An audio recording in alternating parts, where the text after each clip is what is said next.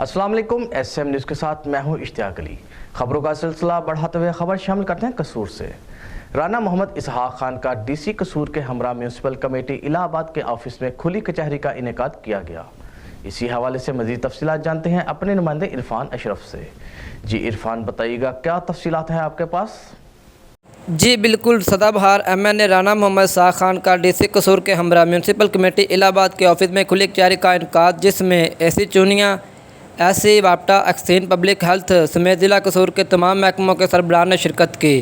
खुली कचहरी में सदर बार चूनिया मियाँ मोहम्मद नसीम, एडवोकेट, मरकज़ी प्रेस क्लब के सदर चौधरी फ़याद अहमद गुड्डू, सरदार जवेद बेगू का, शेख सहेला हकम, एडवोकेट और मरकज़ी प्रेस क्लब के बानी मोहम्मद अशरफ मौला ने इलाके के मसाइल से आगाह किया, जिस पर DPO कसूर ने मौका पर ही अहकाम जारी करते हुए चूनिया में DPS स्कूल के लिए 105 कनाल जगह और 1 करोड़ रुपये का ऐलान कर दिया। इसके अलावा इलाहाबाद दुपालपुर रोड के रिपेयरिंग के लिए 1 करोड़ रुपये का फ़ंड जारी करके काम शुरू करवाने का हुक्म।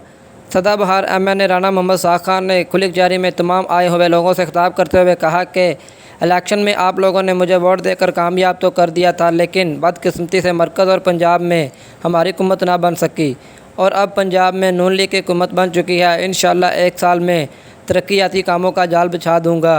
जी बहुत शुक्रिया इरफान, तफसीलात से आगाह करने के लिए। अब तक के लिए इतना ही। मज़ीद खबरों के लिए देखते रहिए SM न्यूज़।